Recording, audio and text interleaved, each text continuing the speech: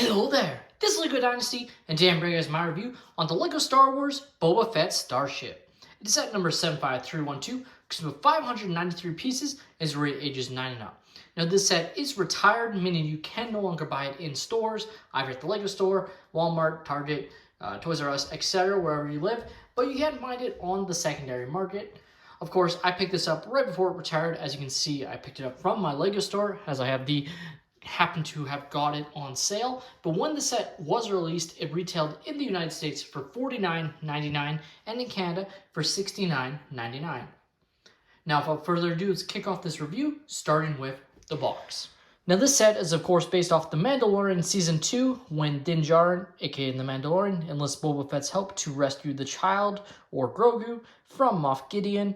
So, it definitely looks pretty nice. You have the Boba Fett starship flying over the planet, which looks pretty cool. It's shooting off its lasers. Of course, this set is called Boba Fett's Starship, which at the time was, maligned. Definitely very curious to see if they're going to call the upcoming Jango Fett's UCS Slave One, if it's going to be called Slave One, or if it's just going to be called Jango Fett's Starship. Because at the end of the day, it's a ship's name, and Slave One is pretty goddamn tame, if we're being honest here. Like, it's really not a... There are much worse names, just even in Star Wars, like, besides this. So I don't know why Disney told LEGO to change it. It just was very, very ridiculous in my opinion, and I hope going forward it is less of a thing, because it's just stupid pandering is what it is.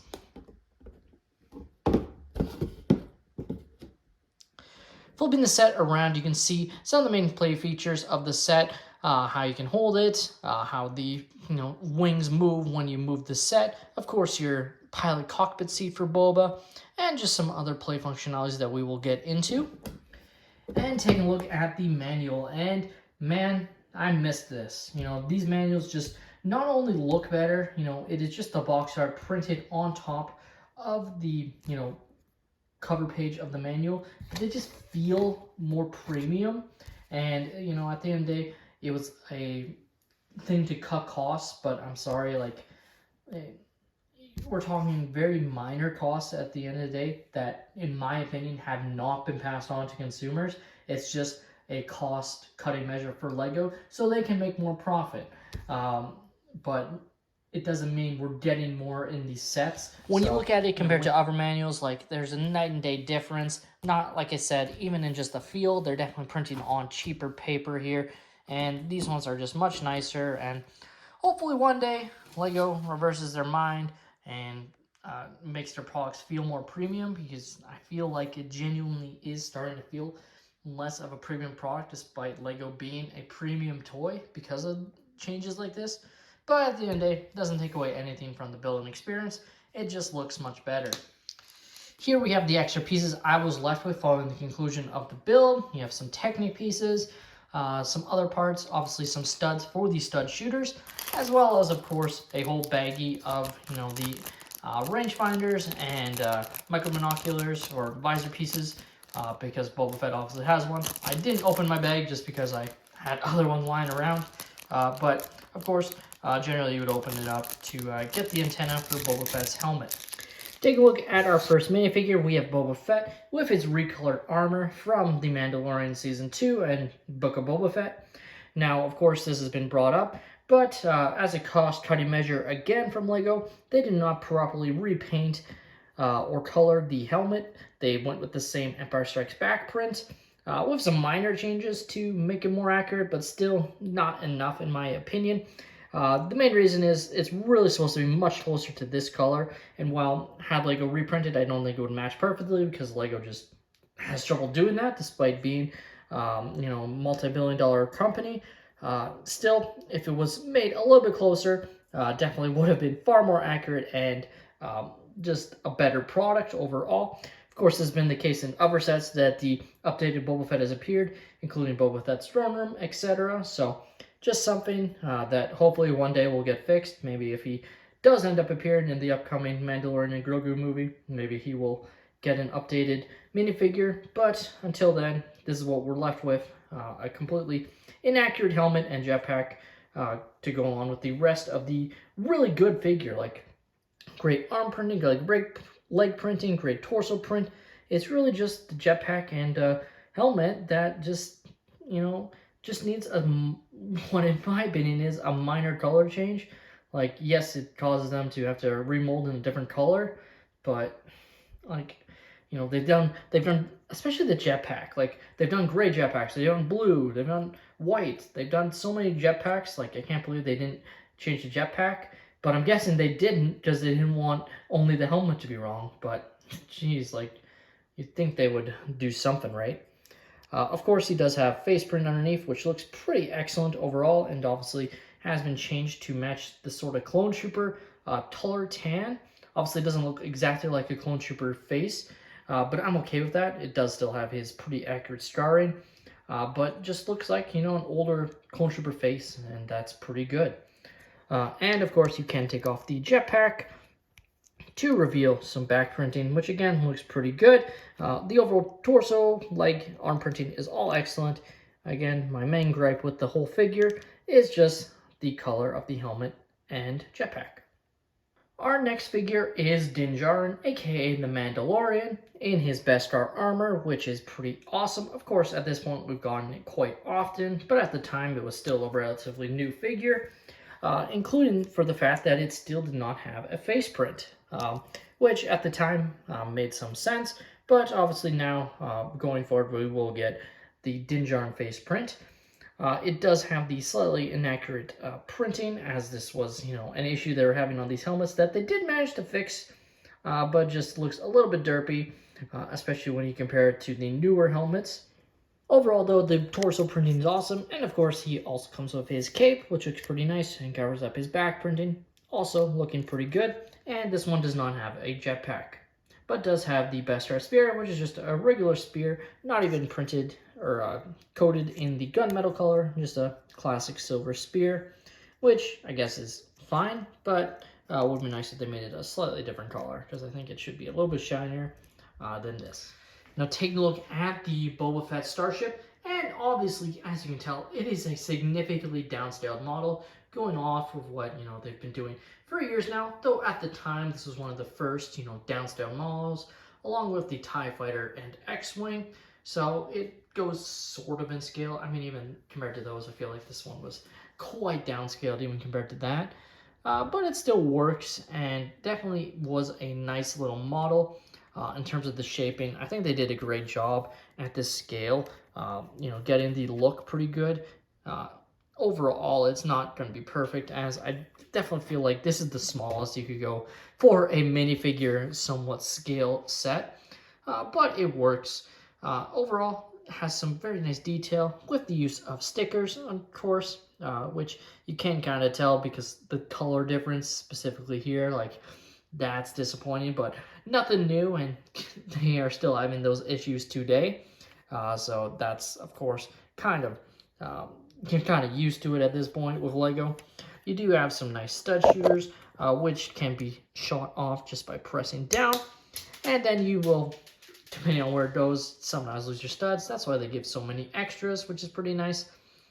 As you can see, the wings do turn as you move, which is pretty nice. Or you can do some more, like press it into place if need be, because it isn't like perfect, and is definitely a feature that I think over time will just stop working compared to the larger models, just because I don't think the weight will always be a factor, because like even here, like you can see it's not going as high as it should, and you can obviously push it down and away, which definitely will affect things going forward. You have some more sticker detail here, which looks okay, but of course those ones in particular are a bit harder to line up perfectly, as they look a little bit off in my opinion.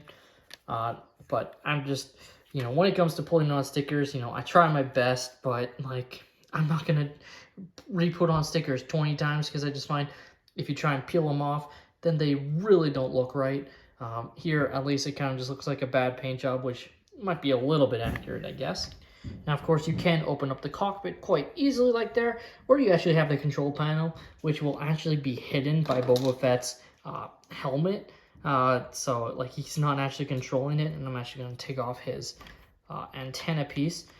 So that's kind of funny to me. What's nice is they have designed it so his jetpack can stay on, which is pretty good, but there's no real controls. In fact, I find it so comical that the control panel is there behind his head, rather than them doing, you know, something little, even with just stickers on the sides here, since I feel like there was room and they could have done something there and it would have made a little bit more sense than the control panel that he can't even use because it's behind his head, based on the design of the model.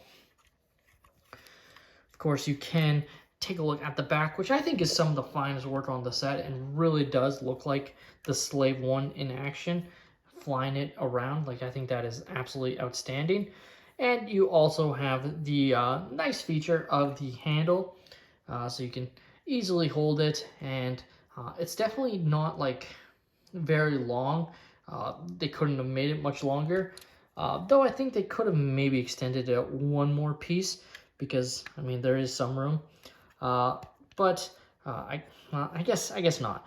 But because it isn't very long, like you definitely, like, I feel like, you know, I don't have very large hands, and I'm having like fun holding onto it, like, because like it's at this angle, but that's just how I kind of feel like it has to be at, based on, you know, just how I'm holding it, because I can't really hold it that easily at this position, just based on the size of it. So if you have even larger hands than mine, you might have some trouble holding it from this. But I mean, obviously for kids, this feature would be quite fine.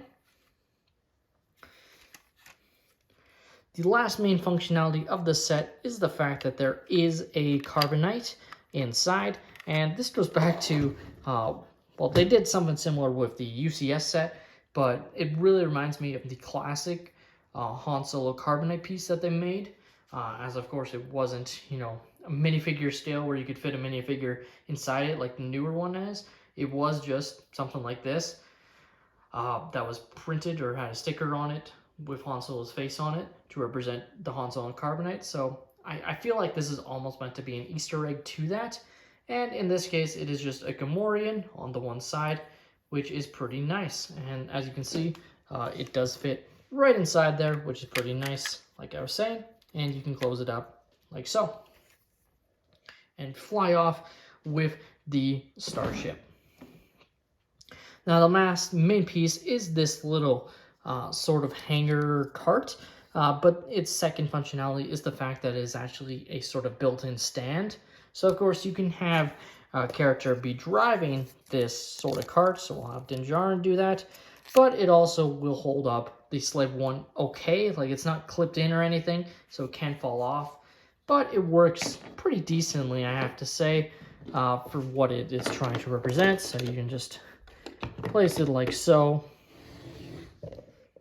as you can see, and you're good to go, and you can have it sort of move, though it might fall depending on how hard you push it, because it's really just only being held up on a part of the ship. Like, it's not even really hanging onto anything.